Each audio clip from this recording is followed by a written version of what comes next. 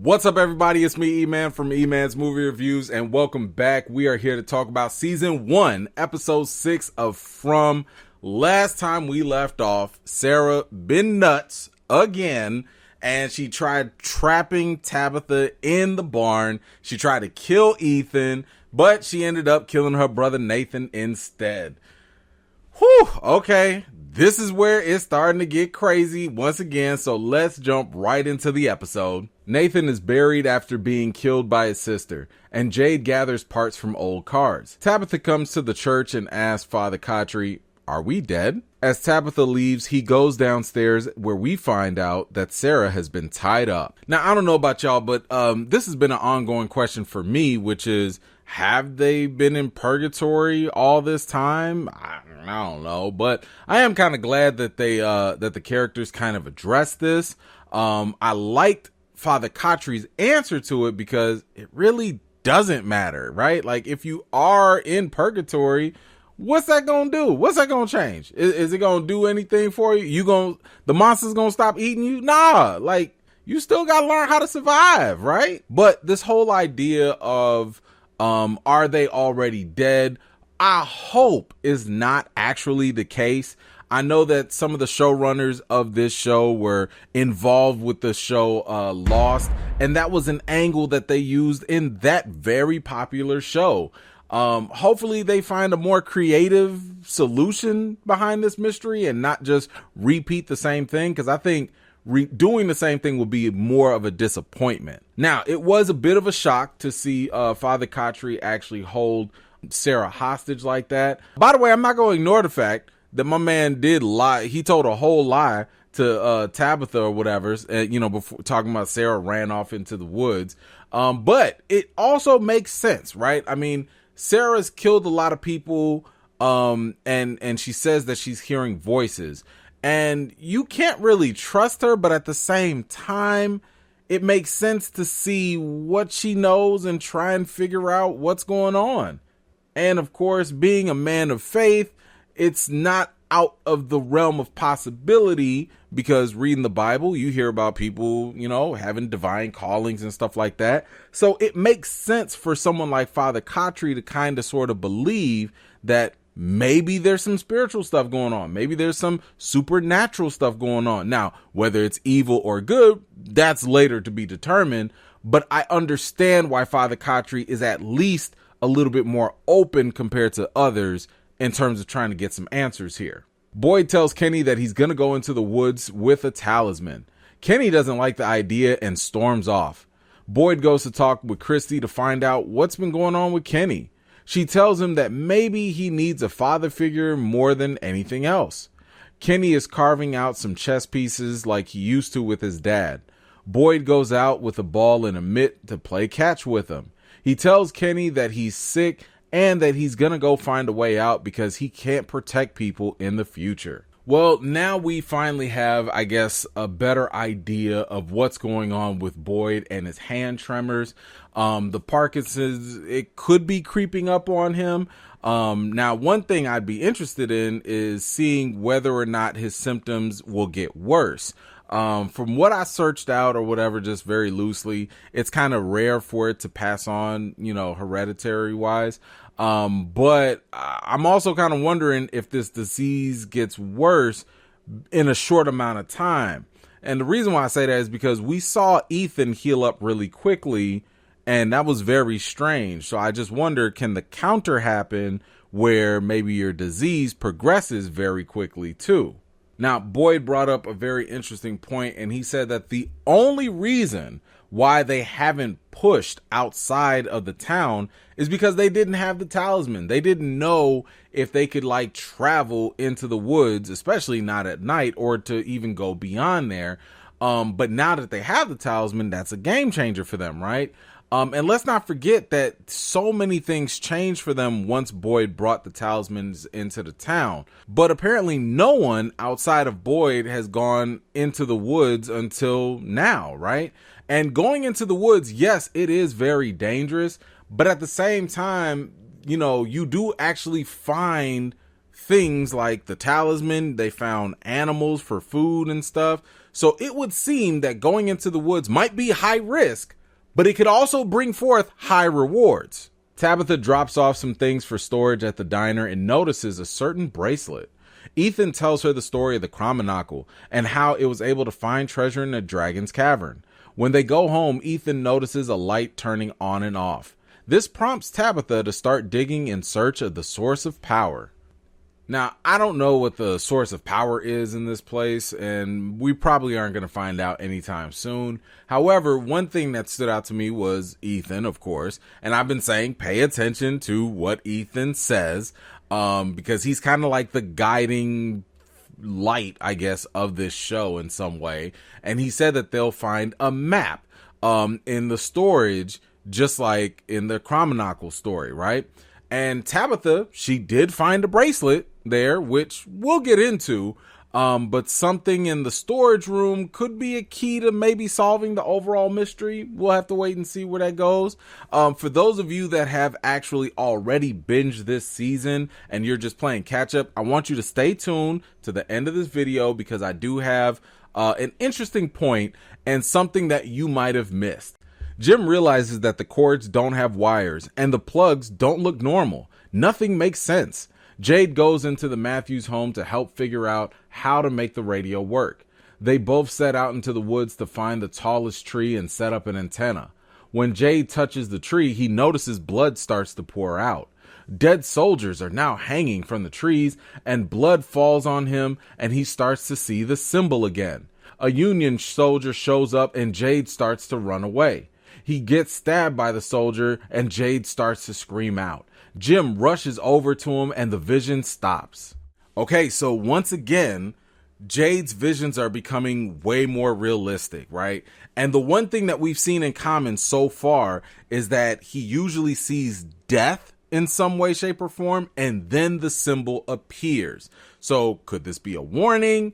Obviously, this symbol does not seem like it's a good thing, but you let me know what you think about it. Now, once again, for those of you that have binged this series, I want you to remember this scene, because it does have a connection for something that happens at the end of this season. I'm going to cover that in a future video, but don't forget this scene. Jim tries the radio, but there's no answer. Jade keeps drawing the symbols over and over again. Kenny's mom recognized the symbol and went back into the storage room. In a box, they find a radio and a yearbook from 1972. She finds a journal that has the same drawings that Jade was making. So I definitely thought what they found in the box was pretty interesting. I mean, the radio, I don't know if that's going to play a part or not, but the yearbook definitely was intriguing for sure. And it also was from 1972, because right then and there, I'm like, wait a minute. That kind of maybe sort of seems to have a connection with Victor in some way. I'm not saying Victor's in there, but he does have a lunchbox that appears to be from the 70s. So maybe the lunchbox is connected to the 72 year. I don't know, but it was kind of interesting that they kind of threw out that very specific date. Now, the fact that this journal, however, it does have the same symbols that Jade has been scribbling, I think that this does give a lot more credence and credibility to the idea that this has all happened before, you know, and maybe each person in this town, they do play some sort of specific role. So whoever owned that journal before was going through the same things that Jade is currently going through now. And, you know, so I guess that would mean that they're kind of like a parallel to one another. And it kind of also gives me the impression that maybe Ethan could also be a parallel for Victor. Let me know what you think. You know, real quick, Father Katri had mentioned something to Sarah, and he said that like not a single copy of the world's most popular book, the Bible, was found anywhere in the town. And, you know, and that's one of the reasons why he had to kind of write it out from memory and all that. But why do you think that this town doesn't even have a single copy of the Bible? I mean, no one? So no one that was traveling, all these people that were traveling from all different walks of life, nobody had the Bible at all with them? Ever? Now, what Sarah said here was very important. She said that these voices have been there a long time, that they wanted to help, that they were waiting for someone to come and hear them, to help them escape, to help them go home, and that they were just like everyone else in the town. She also brings up the fact that the voices told her about the two cars, and that the two cars were going to come, and that, apparently whatever was going on with the people in the cars, maybe that's what triggers what happens in the town or something. Like, basically they are the key to potentially helping them all escape. But now we have to think about, well, who were in the two cars? Well, it was the Matthews family, then it was Jay, but it was also Toby. Toby was also in there. And, both Toby and Ethan were the ones the voices wanted dead. Why? Why would they want them specifically dead? We didn't hear or see anything from Toby, so we really don't know what role Toby might have played in this whole thing. But I am very curious, like, why did the voices really want Toby to go? Keep in mind, let's just take these voices for their word. If they are just like the townspeople, if they are very similar and they're trapped and they want to escape, what does Toby and Ethan have in common here? Jim finds Tabitha digging in the basement looking for a source of power. Tabitha found out that the bracelet was the exact same one that Jim lost when Julie was being born. Now, I've been racking my brain for a minute about this. Is like, why is the bracelet so significant? How did that bracelet make its way there? Now that was, if I'm not mistaken, Frank and Lauren's things, it came from their house. So this kind of brings the question, could people's past factor into why they're currently here? Julie found some flowers in the colony house. She arranged them on the windowsill. Later, we see a young man walking throughout colony house as everyone is sleeping. He pulls back the curtain and one of the monsters is outside holding on to the flowers. She asks him to let her inside. When can I come inside? Oh, hell no. Oh my God. So first of all, I thought those flowers that Julie picked up, I thought they were like from Fatima or something, like maybe, hey, it was just a way to kind of help people, get used to being here or whatever. But Fatima didn't recognize the flowers. So I'm sitting here like, oh, okay, now it all makes sense. Captain Simp over here is apparently leaving flowers outside for his creature feature girlfriend. I mean, and here's the thing, all she wanted was what?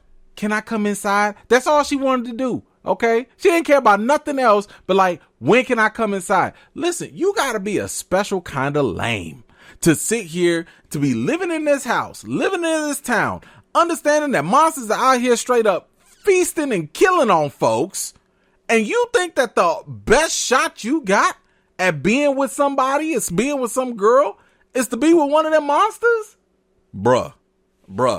Leave it there. I'm gonna leave it there because that right there blew me away. I was like, bro, if I was in Colony House and I knew this dude was doing this, I would have tossed him out just like Jazz from Fresh Prince, when he gets tossed out by Uncle Phil. Hell no. Ooh, but y'all already know. Listen. If you're a first time viewer, okay, this is your first time going through this. Let me just say that this is probably one of this is the setup. This is the calm before the storm, because the next episode is arguably going to be the best episode in the entire franchise. This episode that's coming up in episode 7 definitely is going to blow people away. I know it had me on the edge of my seat the whole time. But whew, man, this setup. Anyway, that's it for this episode. Y'all let me know what you thought about it. I think that for me, when it comes to the rating of this episode, it wasn't bad, but there wasn't a lot going on here to me. Of course, this is all set up for the future. So I think I'm going to have to give it a 7 out of 10. Still good, just not great. But y'all let me know, what are you giving this episode on a scale from 1 to 10? Let me know in the comments down below. Now, as for the clues that I do believe are important that we need to keep in mind throughout the duration of this series, I do have a couple of things for us to kind of keep in mind. Now, going back to what Boyd said, he said that they never pushed forward into the forest or the woods or whatever because they didn't have the talisman. This kind of goes back to what Ethan said, because I told y'all Ethan is the key, which is they never started their quest.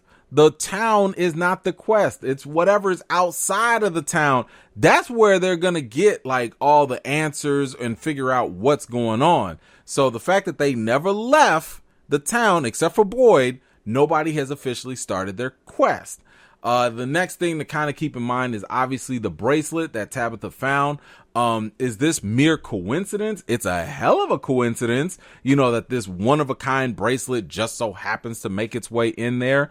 Now again, we're just going to have to keep in mind that, when coincidences like this happen, we have to see if there's a pattern somewhere in all of that. So just keep that going. So the next thing to keep in mind is probably Sarah and what she told Father Khatri. Like I said before, these voices in her head, whoever they are, they said that they've been waiting a long time, that they've been trapped just like everybody else in the town.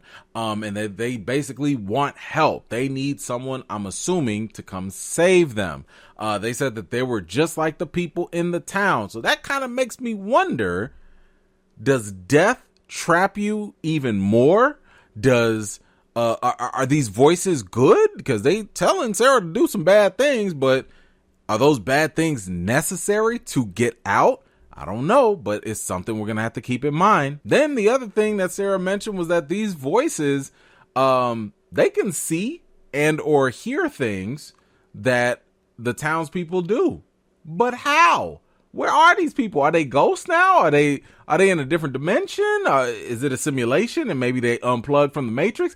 I don't know, but y'all let me know what you think in the comments below. Okay, so this is the point where I'm going to ask all you first-time viewers, stop watching. Thank you so much for coming and watching. I appreciate it. I'll see y'all next episode. But this is where we're going to get into very spoilery territory. And this is only for the people that have already seen up to season 2. If you have not gotten up to season 2, stop watching right now. This is your final warning. Let me ask y'all something. Did y'all miss this in From? In this episode, while Ethan and Tabitha were in the storage room, he shared a story about the Chromonacle and the Lonely Dragon. She found a cavern with a lonely dragon full of stuff nobody wanted, but all that stuff was treasured to the dragon. Does any of that sound familiar? Well, I don't know about you, but to me, that sounded exactly like what happened with Tabitha when she was in the tunnels of the monsters and, wouldn't shut the hell up. Where are we going? Shh, we can't talk.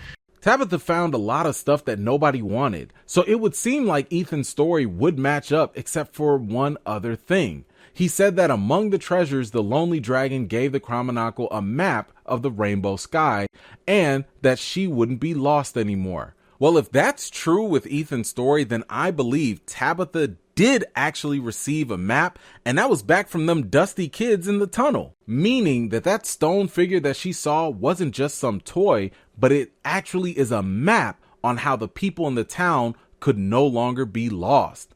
What do you think about that theory? All right, that's all I got for this episode. Thank you guys so much for taking the time to watch. Again, if you enjoy this, please go ahead and subscribe to the channel and make sure you hit that bell for notifications. It really does mean a lot for the channel and I definitely appreciate it. I will be back again with more videos for you all. I'm breaking down both seasons. I have cast interviews for you to go check out. Make sure you go give those a watch and I will see you guys next episode. If you're new here and you like what you see, don't forget to like this video, subscribe, and don't forget to hit that bell so you don't miss out the next time I drop a video.